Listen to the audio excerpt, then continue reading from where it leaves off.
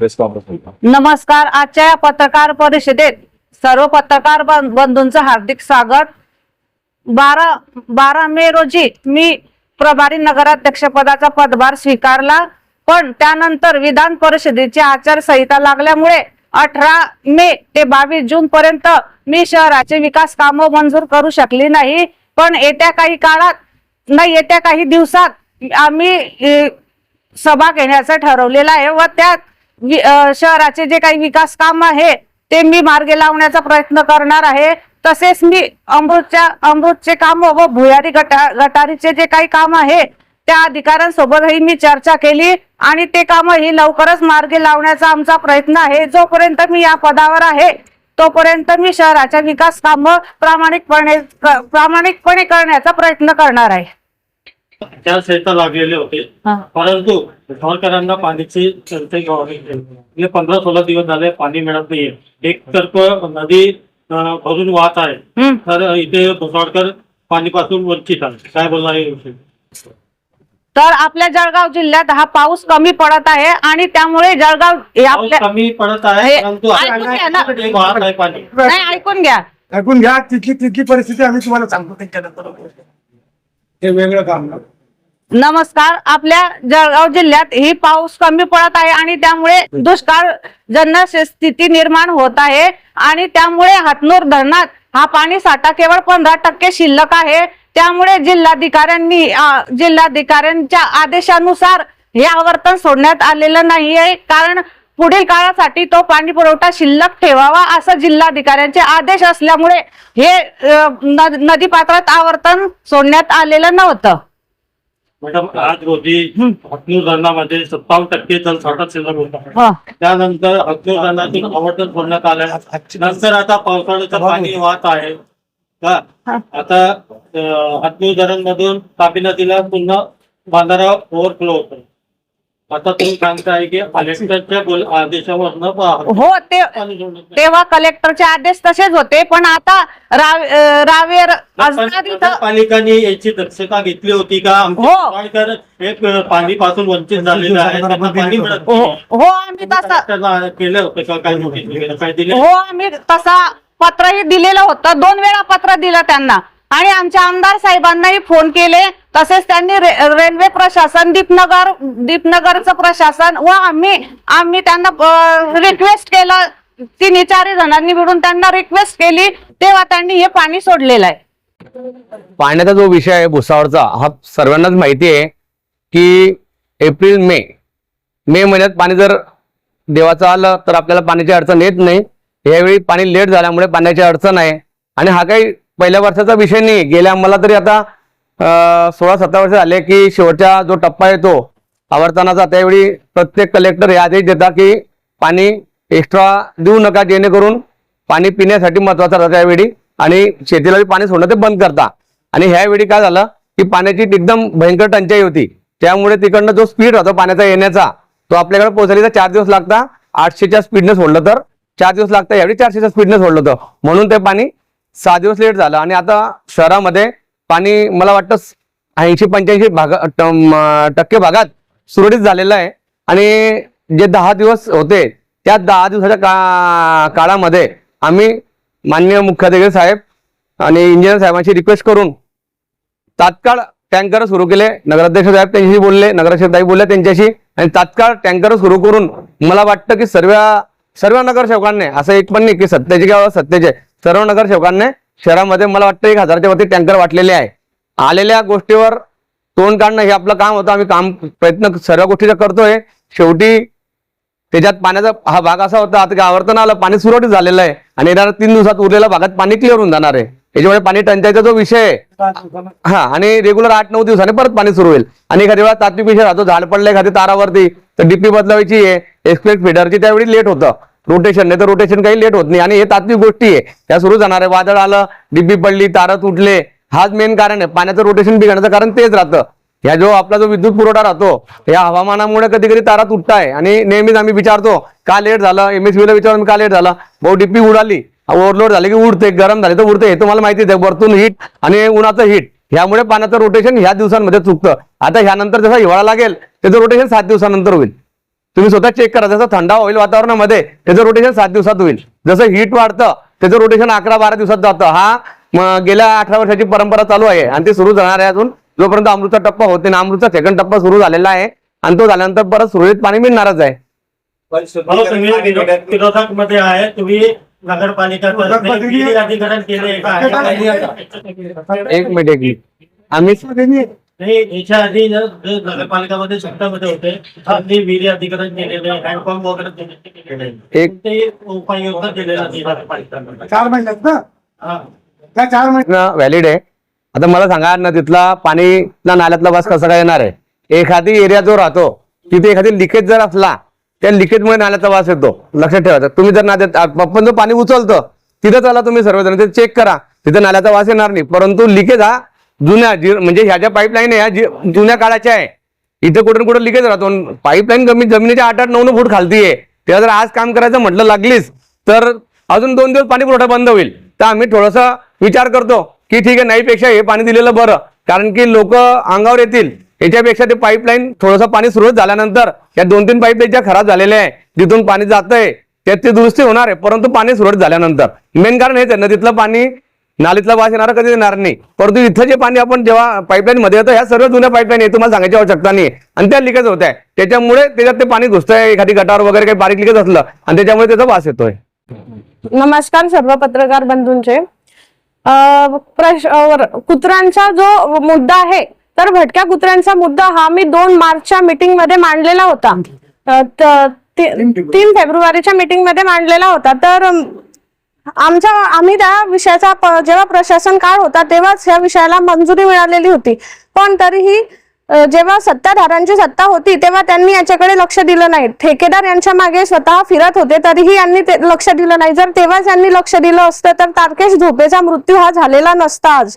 आणि आता आम्ही ती मोहीम सुरू केलेली आहे. तर ते म्हणतात की तुम्ही प्रति कुत्रा 1500 रुपये असं दिलेलं आहे ठेकेदाराला.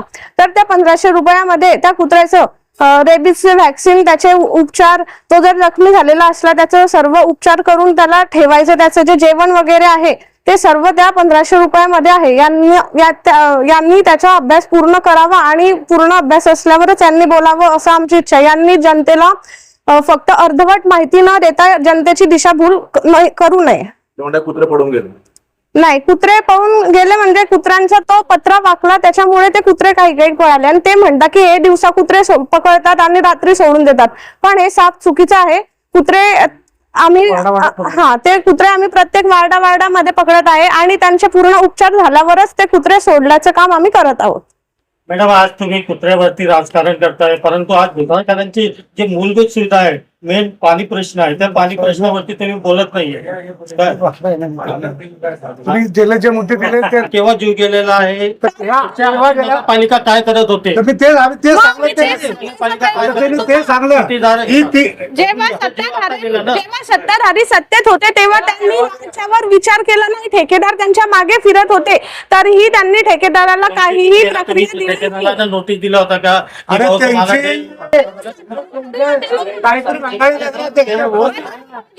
फंगाळे नगर अध्यक्ष होत्या केव्हा दिला तुम्ही? शेवटच्या महिन्यात मग त्याच्यावर म्हणू शकत नाही या गोष्टीला. बरोबर आहे. त्याच्यानंतर सत्ता कोणाची आली 4 महिने, तेव्हा ऐकू दे घ्या. त्याच्यानंतर तो परभणीचा जो ठेकेदार आहे प्रधान, तो नगराध्यक्ष काहीतरी बंगाळे आणि संतोष चौधरी यांच्या पाठीची नियमित आला. तो त्याच्याशी बोला तुम्ही, प्रधानचा नंबर देतो. तो नियमित आला, परंतु त्याला कुठलाही प्रतिसाद दिला गेला नाही. त्यांनी तेव्हा जर प्रतिसाद दिला गेला असता तर कदाचित तारकेश झोपेचा मृत्यू झाला नसता. तारकेश झोपेच्या मृत्यूला कारणीभूत सत्ताधारी आहे तेव्हाचे घरावरचे. मनुष्यवधाचा पुन्हा नगरपालिकेच्या माध्यमातून त्यांच्यावर दाखल झाला पाहिजे होता. हे राजकारण केलं त्यांनी. आम्ही तर आल्यानंतर आम्ही तर त्याला स्वतः ठेकेदाराला बोलवलं. आम्ही विनंती केलं, तो घुसावला यायला तयार नव्हता. तो एवढा घाबरलेला होता. त्याला तो नगरपालिकेकडनं 2 लाख रुपये ऍडव्हान्स मागत होता, परंतु नगरपालिका असे ऍडव्हान्स देण्याची कोणतीच प्रथा नाहीये. ऐकून नाही घ्या, कोणतीच प्रथा नाहीये. त्यामुळे त्याला मदत म्हणून आणि गावातलं काम होणं गरजेचं असल्यामुळे गावातल्या लोकांची ओरड पाहता आम्ही स्वतःच्या खिशाने त्याला 1 लाख रुपये 1 लाख रुपये दिले. तेव्हा त्याने काम सुरू केलेलं आहे. नगरपालिकेनं अजून 1 रुपया सुद्धा त्याला दिलेला नाहीये. आणि 1650 रुपयाचं एक निविदा आहे. हीच निविदा ऑर्डनन्स फॅक्टरी दीपनगर मध्ये 3500 रुपयाची आहे, परंतु नगरपालिका 1650 रुपये देते, तेही अजूनपर्यंत दिलेले नाही. ह्या 1650 रुपयामध्ये कुत्रे पकडणे, त्याला 2 दिवस ठेवणे, त्याचं निर्विजीकरण करणे, त्याला देखरेखीखाली ठेवणं, त्याला लसीकरण करणे आणि त्याच्यानंतर त्याला खाणं सोडणं, अशी एवढी मोठी प्रक्रिया आहे. जर कोणाला असं वाटत असेल की 1650 रुपयामध्ये काहीतरी गौड बंगाल आहे, तर वरून 100 रुपये आम्ही बक्षीस देऊ, त्यांनी ते निविदा घ्यावी. संतोष चौधरींनी निविदा घ्यावी, त्यांना प्रत्येक कुत्र्याच्या मागे 100 रुपये बक्षीस आम्ही देऊ वेगळं. नगरपालिकेकडे 1650, त्यांना वहीच आमच्याकडे 100, 1750 रुपये देऊ आम्ही त्यांना. त्यांनी तो आरोप केलेला आहे की ते कुत्रे परत तेच आणतात. आता काय आहे, ज्यांची रात्र पूर्ण जागण्यात जाते आणि दिवस आज झोपण्यात जातो, त्यांना शहरात काय चालू आहे हे कसं कळणार? कुत्र्यावरती जेव्हा केलेलं आहे, पकडल्यानंतर आपण आजही तुम्ही जाऊन बघून या. नाही काय टॅग लावलं होतं का काय कुत्र्यावरती? काय टॅग त्याचं त्याग करतात, त्याचं कान कापताय सोडताना. मग ते आरोप कसं करताय की तेच कुत्रा? आता त्याला काही धंदे उरले दिलं, पूर्ण काम तर पाहिजे. पूर्ण रात्र जागायचं आणि दिवसा झोपून राहायचं, काय काम कसं काय दिसेल? काहीतरी गावात काम चालू आहे, कुठल्या प्रभागात पकडले जात आहे. अगदी आपण गंगाराम फळाट पासून जामनेर रोड पर्यंत 24 नंबर प्रभाग, राजभाऊ हॉटेलचा प्रभाग आपण या भागामध्ये पकडलेले, पण असे काही एकाच टायमाला 2000 कुत्रे पकडू शकत नाही. त्यांना ठेवण्याची क्षमता आहे का? आता आपण शेल्टर हाऊस बांधण्याचा ठराव येत्या मीटिंग मध्ये घेतलेला आहे. आणि राजकारण सत्ताधारी करताय, लोकांची दिशाभूल करताय, हे जनतेला खोटं सांगतायत. काल भुसावळ नगरपालिकेचे स्वीकृत नगरसेवक संतोष चौधरी यांनी एक पत्रकार परिषद घेतली. खरं म्हटलं म्हणजे 15-20 दिवस झाले हे शहर पत्रकार परिषदेपासून मुक्त होतं आणि आम्हालाही असं वाटत होतं की कुठेतरी शांतता पाहिजे, शांतता झाली पाहिजे, नागरिकांची ती इच्छा होती. परंतु आता कोणी आरोप करेल आणि ते आम्ही सहन करायचे, हे दिवस आता संपलेले आहेत. त्यामुळे आम्हाला आरोपाला प्रत्यारोप किंवा त्याचं उत्तर देणं आमच्यासाठी भाग आहे. तर त्यांनी अनेक मुद्द्यांवर म्हणजे वाटेल ते बोललेत. खरं म्हणजे त्यांनी कुठल्याही प्रकारची माहिती घेऊन बोललेले नाहीत किंवा त्यांचं जनरल नॉलेज अतिशय कच्चं आहे हे त्यातलं त्यांना सिद्ध केलेलं आहे. कुत्रे पकडण्या संदर्भामध्ये त्यांनी अगदी बालिश भूमिका घेतली आणि बोललेत की तेच कुत्रे पकडतायत, तेच कुत्रे सोडतायत. मुळात नगरपालिकेने किती कुत्रे पकडले, किती कुत्र्यांचं त्यांना निर्विजीकरण केलं, किती जणांना लसीकरण दिलं किंवा किती कुत्र्यांना ऑपरेशन केले, सोडले, हे विचारलं पाहिजे होतं. ते न विचारता तेच कुत्रे पकडतात, रात्री तेच सोडतात, तेच सकाळी पकडतात. अरे पुऱ्या गावामध्ये कुत्रे असताना तिथं तेच कुत्रे पकडण्याची गरज काय? मुळात एकाच वेळेला 1000-2000 कुत्रे पकडू शकणार नाही, कारण त्यांना ठेवायचं असतं, 2 दिवस आपल्या देखरेखीत ठेवायचं असतं, त्यांना लसीकरण करायचं असतं, निर्विजीकरण करायचं असतं. निर्विजीकरण केल्यानंतर ते मरू नये म्हणून 2 दिवस त्यांना खाऊ पिऊ घालून मग नंतर त्यांना सोडायचं असतं. ह्या सगळ्या प्रक्रियेला वेळ लागतो, किमान 3 ते 4 दिवस. म्हणून असं, आणि तिथं क्षमता तेवढी नाही एका वेळेला. आतापर्यंत नगरपालिकेच्या माध्यमातून किमान आपण 350 ते 400 कुत्रे पकडलेले आहेत. त्यातल्या काही जणांचे आपण निर्विजीकरण केले, काही वेळेला डॉक्टर अवेलेबल नाही झाला, त्यामुळे आपण त्यांना जंगलात दूर सोडून आले. त्यापैकी एक कुत्र त्या भागात वापिस आलं असं एखाद्याने उदाहरण द्यायला पाहिजे. आता गंगा फाटपातले कुत्रे पकडले, कोणते वापिस आलेले तिथं किंवा कोणत्या भागातले, ते त्याच जंगलामध्ये आम्ही सोडून आलेले आहेत. परंतु हाही नियम आहे की कुत्र हे 80 किलोमीटरच्या दूर सोडलं तर ते कधीच येत नाही, पण 10-20 किलोमीटरच्या अंतरात सोडलं तर ते त्यांची सुंगण्याची क्षमता जास्त असल्यामुळे ते येऊ शकतात. त्यामुळे असं काहीतरी बालिश उत्तर द्यायचं, गावामध्ये चमचुगिरी करायची आणि असं बोलायचं, याला काही अर्थ नाही. ह्या शहरातली कुत्रे पकडणे असो, पाणी पुरवठा असो, हा राजकारणाचा भाग नाही. कुत्रे पकडणे यामध्ये तारके झोपे नावाच्या कोणत्या एक बाळाचा मृत्यू झालेला आहे, यात कोणतंही राजकारण केलं नाही पाहिजे. हा त्या एकोणत्या कुटुंबातला मुलगा गेलेला आहे. त्यामुळे आम्ही तर 2 लाख रुपये मागत होता ऍडव्हान्स नगरपालिकेकडनं, पण नगरपालिका ऍडव्हान्स द्यायची पद्धत ती, म्हणून आम्ही 1 लाख रुपये त्याला खिशात दिले आणि त्यांचं काम सुरू केलेलं आहे. संत गतीने सुरू आहे, परंतु काम सुरू आहे. येत्या काळामध्ये शहराचे संपूर्ण कुत्रे हे पकडले जाणार आहेत. आता लोकांना दिलासा दिला जातोय की आता आम्ही 14 तारखेला येऊ, 15 तारखेला येऊ. अधिकाऱ्यांना धमक्या दिल्या जात आहे, कर्मचाऱ्यांना धमक्या दिल्या जात आहे. आता का कोर्ट कचेऱ्या तुमच्या खिशात थोडी आहे की तुम्ही म्हणता 14 तारखेला आहे, तुम्हाला डायरेक्ट 4 देतील आणि तुम्ही इथं. त्यांच्याजवळ कुठल्याच प्रकारचे कागद नसल्यामुळे त्यांना कुठंच दिलासा मिळणार नाही हे मी जग जाहीर सांगतो. कारण त्यांचे संपूर्ण कागदपत्र हे खोटे आहेत आणि त्यांनी जो खोटा पाया रचून त्यांनी जे नगराध्यक्ष पदाची निवडणूक जिंकलेली आहे ती कदापि सक्सेस होणार नाही. त्या नगराध्यक्ष म्हणून त्यांना दिलासा मिळणार नाही. त्यामुळे त्यांनी दिवसा असे मुंगिरी लालचे हसीन सपने बघू नये. कदाचित त्यांच्या कार्यकर्त्यांमधला जोश, त्यांच्या नगरसेवकांमधला उत्साह टिकून राहिला पाहिजे म्हणून ते जर असे वक्तव्य करू शकत असतील, करत असतील. परंतु त्यांनी रात्री न जागता दिवसा जागावं, गावामध्ये काय काम चालू आहे हे बघावं. आता पाण्याच्या संदर्भामध्ये तुम्हाला अगोदर सांगितलं, हातनूर धरणातनं आपल्या धरणात आपल्या बंधाऱ्यात पाणी येतं. तिथं 15 ते 17% साठा होता, तो पिण्यासाठी राखीव ठेवलेला होता. असा जर अचानक तोही जोपर्यंत पाऊस पडत नाही, आता जे तुम्ही म्हणत होते ना, जेव्हा 15 ते 17% पाणी शिल्लक होतं त्याच्यामुळे झालं. त्याच्यानंतर पाऊस पडल्यानंतर ते तिथं तो बंधारा आणखी तो हातनूर धरणामध्ये पाणी आलेलं आहे. त्यामुळे पहिल्या दिवशी त्यांनी 400 क्युसेसनं सोडलं पाणी आणि नंतरच्या 2 दिवसानंतर पुन्हा 400 क्युसेसनं सोडलं. असं 800 क्युसेसनं पाणी आपल्या बंधाऱ्यापर्यंत पोहोचलं. जिथं 6 दिवस लागणार होते तिथे 4 दिवसात आपलं पाणी पोहोचलेलं आहे. ब्रिटिश काळापासून पाणी त्यांचे आहे आणि आपला जो तापी बंधारा आहे तो तापी बंधाऱ्याची जी उंची आहे ती वाढवण्यात नगरपालिका त्याच्यामध्ये नाकाम झालेली आहे. दुसरं, ते पाणी दरवर्षी पावसाळ्याचं जे पाणी आहे ते वाहून जातो. सर्वात अगोदर तुम्ही हे लक्षात घ्या की तो रेल्वेचा बंधारा आहे, नगरपालिकेच्या मालकीचा. नगरपालिका ऐकून घ्या, रेल्वेचा बंधारा आहे, नगरपालिकेच्या मालकीचा नाहीये. त्याच्यावर जे स्ट्रक्चर केलं जातं हे उन्हाळ्यामध्ये फक्त पाणी साठवण्यापुरती केलं जातं.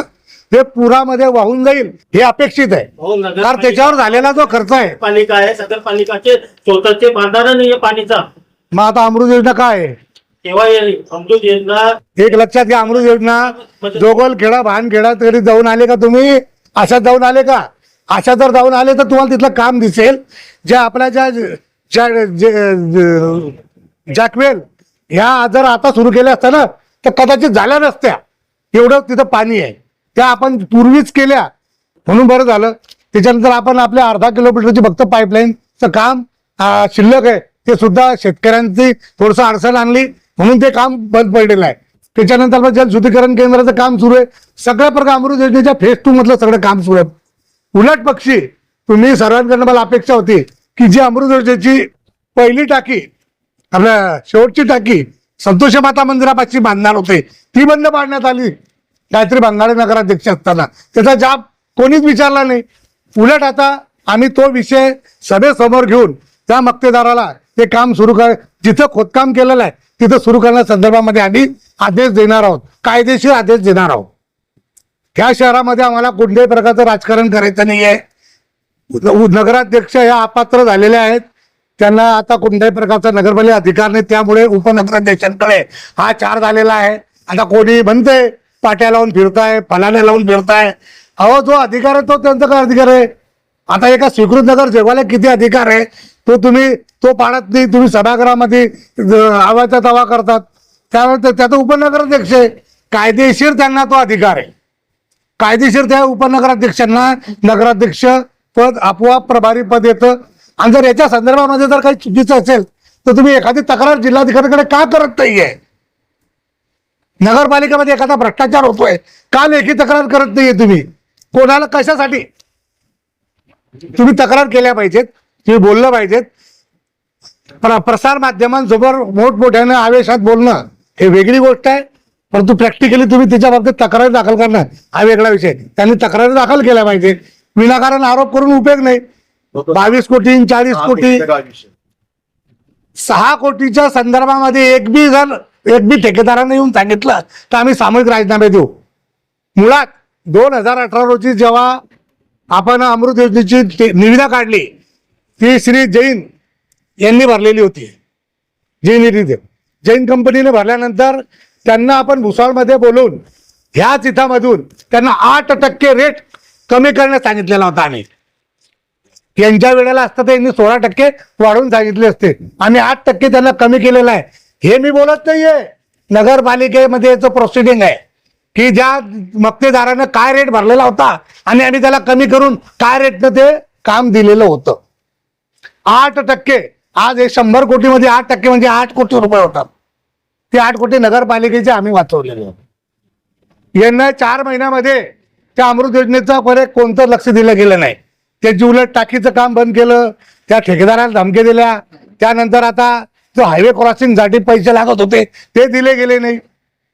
फक्त नगरपालिकेत निवडणुकीच्या वेळेला 2.5 कोटी रुपयाचा जो निधी होता त्यामध्ये 55% कोणी टक्केवारी खाल्ली, कोणत्या हरामखोराने खाल्ली ते थोडंसं तपास केला पाहिजे. 6 कोटी रुपये जर कोणी म्हटलं की खाल्लेले आहे कोणी एकाने बी, तर आम्ही सामूहिक राजीनामा देऊ. बोलवा अशोक जैन यांना, पत्रकारांसमोर बोलवा.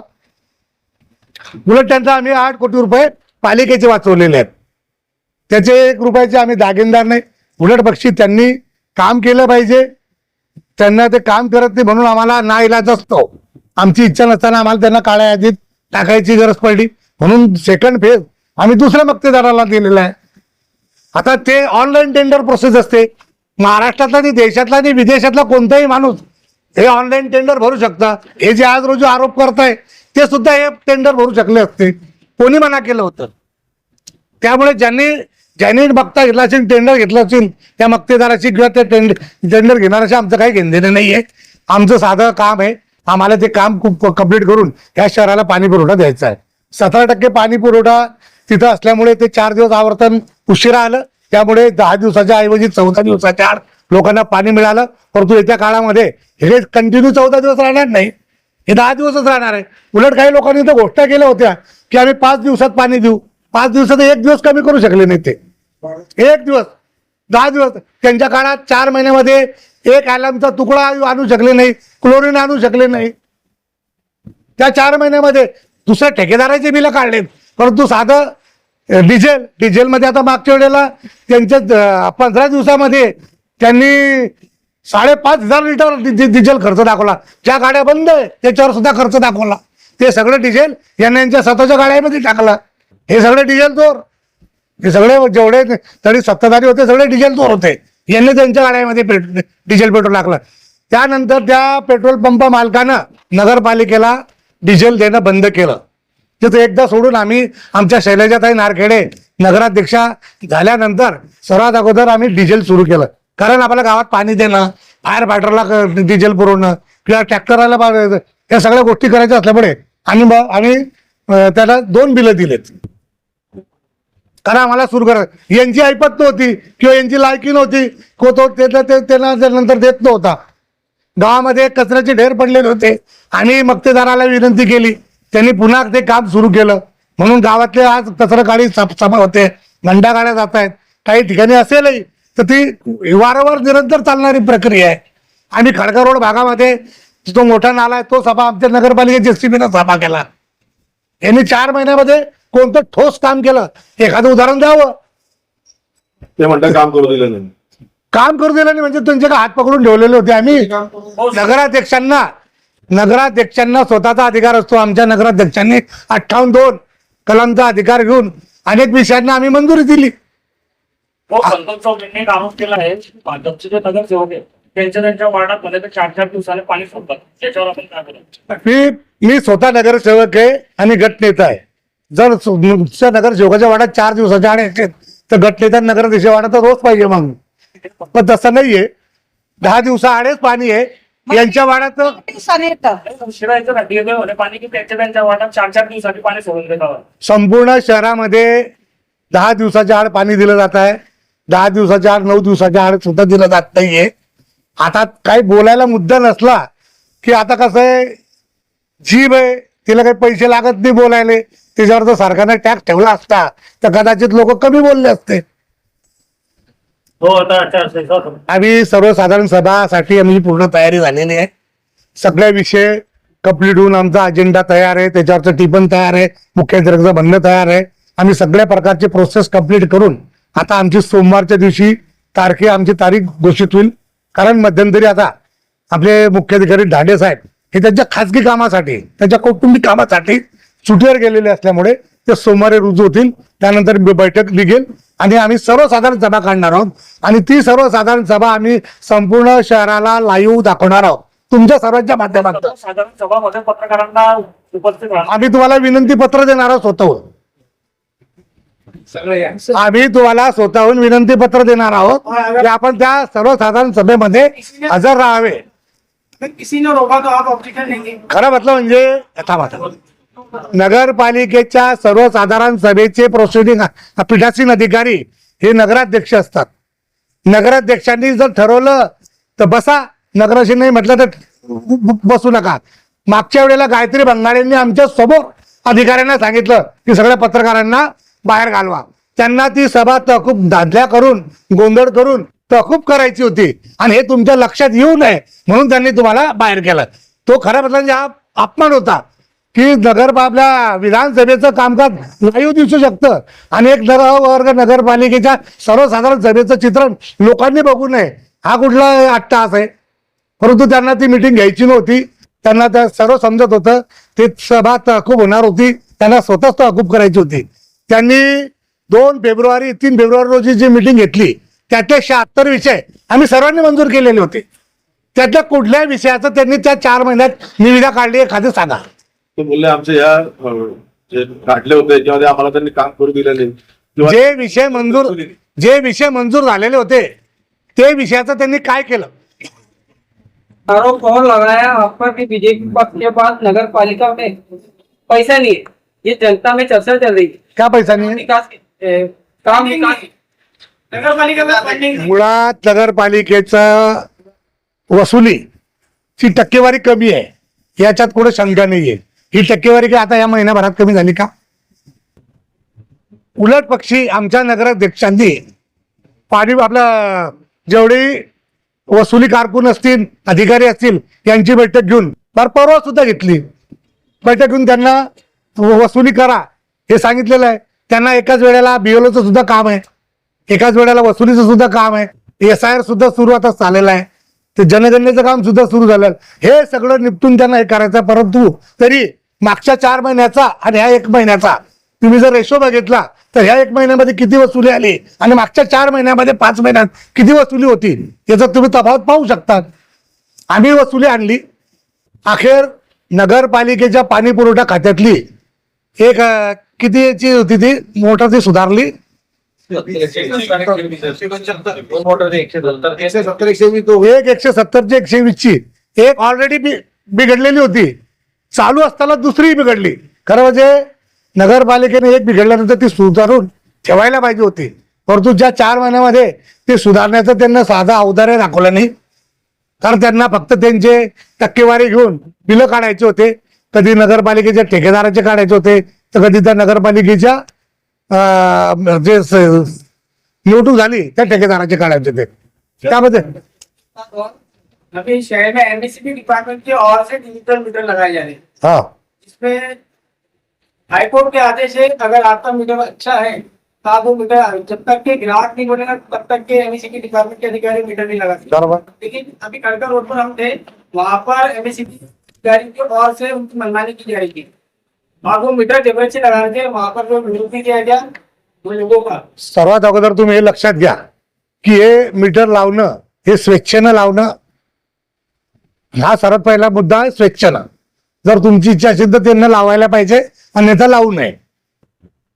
दुसरं असं जबरदस्ती लावत असतील तर त्यांना सगळ्यांनी सामूहिकरित्या त्याला विरोध केला पाहिजे. तिसरं एखाद्याचं मीटर आता अनेक जण मीटरमध्ये घाला करतात, काही अकोले टाकून ठेवतात, काही करून ठेवतात. अशांवर त्यांना कारवाई केली पाहिजे ह्या मताचे आम्ही सुद्धा आहोत की जे वीज चोरी करत असतील त्यांच्यावर आळा आला पाहिजे. परंतु अशा प्रकारे त्यांनी जबरदस्ती लावू नये. जर कोणी जबरदस्ती लावत असेल आणि तिथे जर तुम्हाला असं वाटत आम्ही बोललं पाहिजे आम्हाला कळवा, आम्ही तिथे येऊ. मला जिथे लावलं त्यांचं काय. आता लोक जर विरोध करत असतील आणि स्वतःच्या घरात लावून घेत असतील तर त्याच्यात त्याला त्याला त्याला त्याला आपण काय करू शकणार आहे. आता एकदाच तुमच्या घरात मीटर लावून टाकलेलं आहे त्याला आम्ही काय करणार. मुख्य प्रश्न पाणी हा खूप ज्वलन झालेला आहे तर त्याला सॉल्व्ह करताना कोणत्या तारखेला पूर्ण सुरळीत होईल असं पूर्ण माहिती आहे. मुळात त्या अगोदरच पिंटू भाऊ कोठारीने सांगितलं की 4 दिवस आवर्तन लेट झाल्यामुळे हे लेट झालेलं आहे. परंतु त्यासोबत हे सुद्धा लक्षात घ्या की आता सगळे पावसाळ्याचे दिवस आहे. पावसाळ्यामध्ये वीज जाण्याचे प्रमाण जास्त असतं, अपघात होण्याचे प्रमाण जास्त असतं. कुठे खंबा पडतोय, कुठे तार तुटतंय, कुठे लाईट जाते.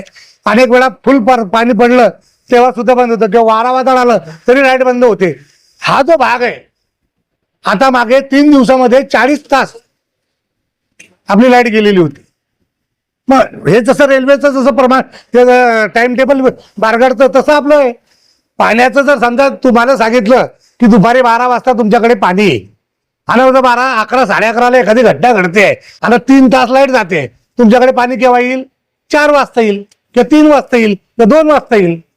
तर अशा प्रकारे हे नियोजन करताना आपण किती दावे केले तरी परिस्थितीजन्य निर्णय काय घेता येईल तसा घ्यावा लागतो. तिथं काय चालू आहे, आता एखादी घटना घडते, आता मध्यंतरी आपली डीपी खराब झाल्यानंतर